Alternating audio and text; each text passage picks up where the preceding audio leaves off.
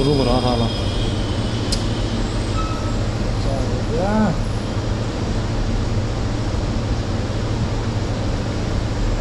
Ce triste, on ne verra pas les aiguilles d'Arve. Enfin, on les devine, Franck devine. On devine en tout cas l'aiguille méridionale là, que nous avons au premier plan qui culmine à 3514 mètres.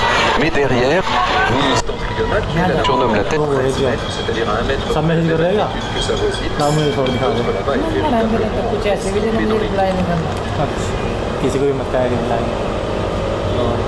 on aperçoit l'aiguille centrale, 3513 mètres, c'est-à-dire à 1 mètre près la même altitude que sa voisine. L'autre là-bas est véritablement estompé dans les nuées.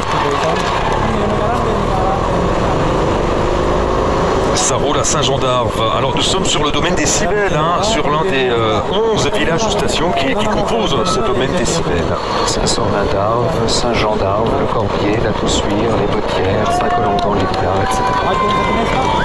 Magnifique domaine. Avec un homme à l'avance, c'est Steven Kreuzweig. Vous voyez bien les deux premières des 3 aiguilles d'Arve là quand même.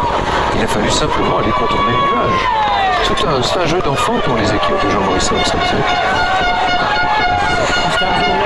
Allez, la course, elle, en tout cas, est palpitante avec un homme à l'avant. C'est Steven Kreuzweig qui traverse à l'instant le sommet donc, du col de la Croix de Fer. Il possède 2 minutes 10 d'avance sur le groupe des poursuivants avec notamment Valverde, avec Maïka, Zakharine. Et puis le peloton, lui, est à 5 minutes et 56 secondes. On marque une pause et on revient tout de suite sur la route du Tour de France.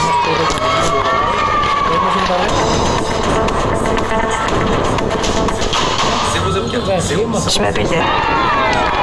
Retour sur la 12e étape du Tour de France entre Bourg-Saint-Maurice et l'Alpe d'Huez, à quelques kilomètres, 5 km 300 précisément, le sommet du col de la Croix de Fer.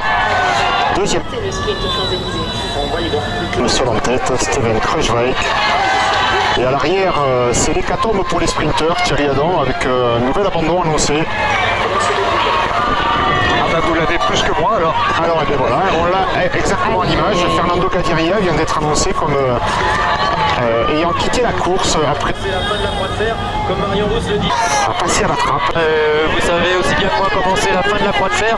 Comme Marion Rousse le disait, comme vous l'évoquiez Laurent, c'est très irrégulier comme. On n'a pas l'impression qu'il se met dans le rouge. Alors bien sûr, à partir de la sortie dans les 5 derniers kilomètres, donc là où est Steven Kreuzweig, c'est vraiment tout le temps difficile. Donc on a l'impression qu'il pioche, mais je suis resté derrière lui durant de plusieurs. Valverde ou autre, ça vous passe quand même. Régulier, c'est un effort très linéaire. On n'a pas l'impression qu'il se met dans le rouge. Alors bien sûr, il piochera peut-être plus tard dans l'étape, mais vraiment, il me fait une grosse impression. J'ai le sentiment qu'il sait vraiment où il va. On s'est arrêté pour se remettre derrière le groupe de contre-attaquants. Il a déjà creusé 2 minutes 35. S'ils vont accélérer à l'approche de la quand on sait que dans ce groupe de contre-attaquants, il y a des coureurs comme Warren Barguil, Valverde ou autres, ça vous place quand même une performance.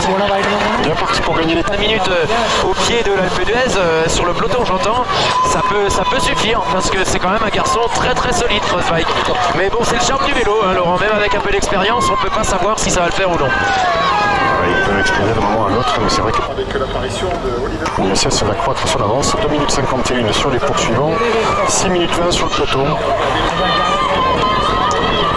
Attention, changement de tête du peloton avec l'apparition de Oliver Nassen. On prépare un coup peut-être du côté de la Gilles de Verne-Mondial. Ouais, on a vu Pierre Latour qui perdait du temps sur les poursuivants. C'est toujours une heure Zakharine. Honnêtement, on prévoit, à mon avis, une attaque de Romain Bardet d'ici peu. Et regardez le groupe de poursuivants qui explose avec ici Andrei Amador, le coureur costaricain. Voilà, suivre le rythme et Robert Kessing qui s'accroche à l'avant. C'est toujours une Zakharine. Ici dans la traversée de Saint-Sornin-d'Arve avec Nicolas Hédé qui vient de sauter. Et donc Mollema qui est en les Maxime Boué aussi distancé. Mollema vraiment là depuis 2 jours, le leader de l'équipe Trek. Et là là il est lâché, le peloton qui est. Il y avait 38 éléments, j'avais fait le calcul, 38 coureurs encore. Maxime Boué aussi distancé, Mollema vraiment lâché par le peloton. 38 et là le peloton est en train d'imploser dans cette traversée de Saint-Sornin. Avec Oliver Nassen qui fait le forcing. Alors que derrière Steven Kreuzweig, on retrouve 2 hommes. C'est Warren Barguil et Rafał Majka qui sont en poursuite. La formation AG2R qui fait un Pro-Tempo avec Nassen, en deuxième position Mathias Franck, et on voit tout de suite la Movistar bien vigilant avec bien Marc Soler, avec Landa également. Très solide, Oliver Nassen, le spécialiste des classiques flandriennes qui imprime le tempo alors qu'il ne reste pas de monde dans le peloton maillot jaune. On prépare une offensive à proximité du sommet. Et la stratégie, là, pour le coup, de la générale mondiale, est-ce qu'on craint un rapproché au classement général et que de la part de Kruijswijk, qu'il devienne vraiment un problème dans la quête du podium pour Romain Bardet? Ou est-ce que, peut-être les deux d'ailleurs, ou est-ce qu'on prépare une offensive à proximité du sommet et Bardet retomberait alors sur Pierre Latour et pourrait profiter des qualités de rouleur de ce garçon, ça aborder le pied de la L2 avec une petite avance sur le reste du groupe maillot jaune? Ça peut être, les deux hypothèses peuvent tenir la route d'ailleurs. Information comme l'équipe Sky. Sous le petit casque, quelle est la stratégie adoptée maintenant par l'équipe AG2R mondiale? Il est évident que si on laisse Pierre Latour entre deux comme ça, insister, c'est peut-être qu'on prépare une attaque de Romain Bardet.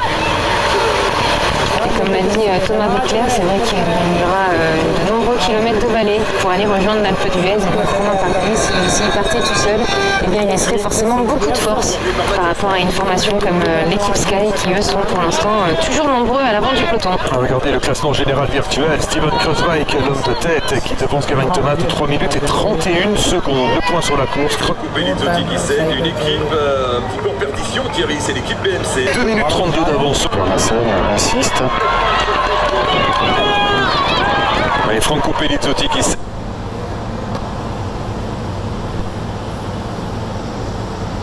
un petit peu entre-temps, Marion. Il a fait ça toute la montée, c'est incroyable, Michael Niévé.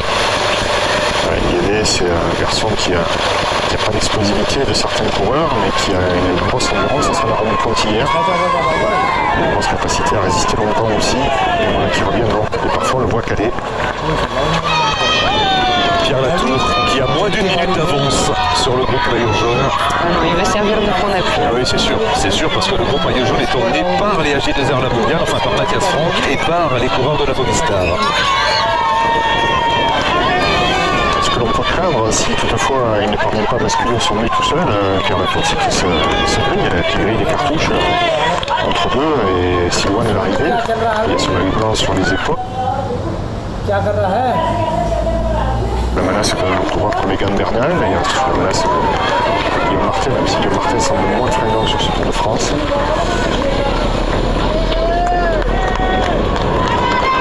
Il fait beaucoup d'efforts, on le voit d'ailleurs, juste en bas de l'écran.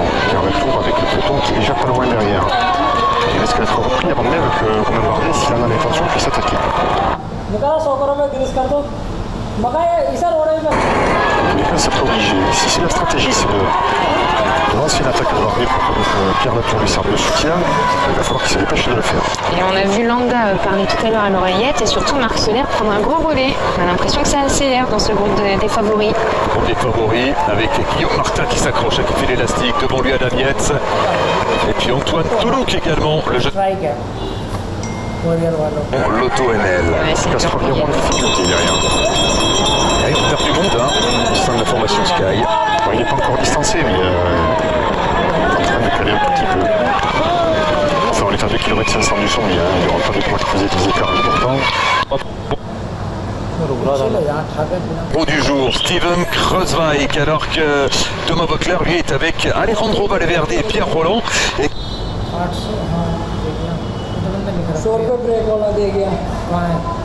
qui pointe à 3 minutes de l'homme de tête, Thomas.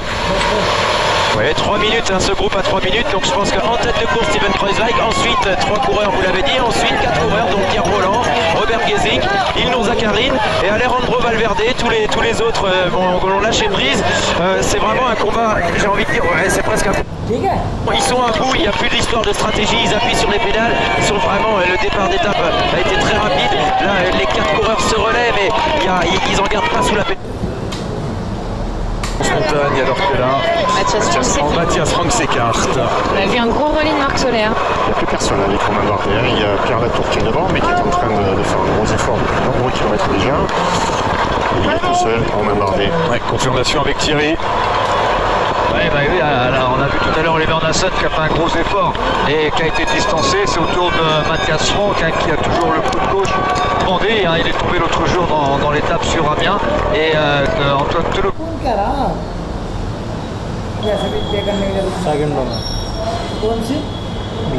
Très bien placé aujourd'hui, le maillot jaune, enfin en tout cas les Sky avec le maillot jaune, Christophe Froome dans sa roue. Il reste une vingtaine de coureurs dans ce groupe maillot jaune, pas plus. Oui, mais plus de...